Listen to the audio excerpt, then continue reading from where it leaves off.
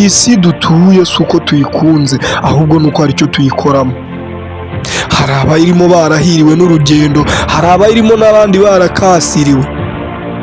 Ibyo byose umuti wabyo nta wundi ni uwo kwiyitaho, ugakora cyane ngo ugire uko wakorera umuryango wawe ubeho neza, dore ko natwe ari byo twifuza. Hari abakire bafite amataje ariko barara nta mahoro bafite. Ibi byose nta handi wabisanga. Inama zuje impanuro nk'aba banyonzi muri kubona imbere yanyu, si uko batabayeho n'uwo murimo bahisemo, si uko ariwo bakunze, ahubwo niko nabo bisanze. Ibi mbabwira nabikubwira nkabisubiramo nkabivuga, kuko ibi si ibintu nkuye mu mutwe.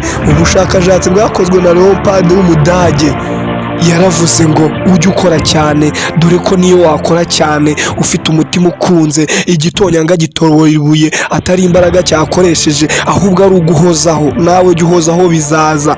Undi mugabo w'umuhanga ni umupasiteri umwe hano mu Rwanda nemera, utwigisha neza kandi dukunda, akora ibintu bitangaza, arasenga bigakunda. Yatanze urugero rumwe agira ati uzarebe iyo ufite umugore n'abana, ufite amafaranga mu mufuka, ufite akamodoka mu muhanda, urataha waba ukigera ku muryango, bana banjye nimukingurire dadi yaje, abana bati dadi ubatuzaniye umugati, ariko waba uvuye gucukura wese, umugore ati wa mugabo we narakubwiye ngo mugende mwabana mwe mukingurire cyaso cyaje. Si uko uwo mugore aba akwanze, ahubwo ni inzara ibi bimutera.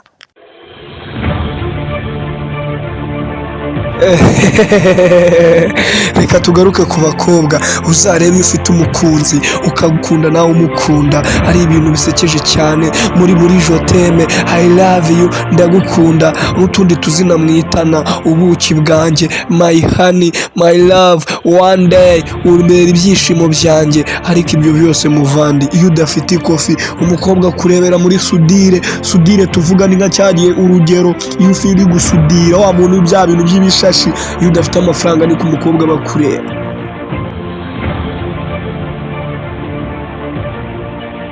Wowe icyo usabwa nta kintu, ukora subscribe kuri Ingabirano TV show,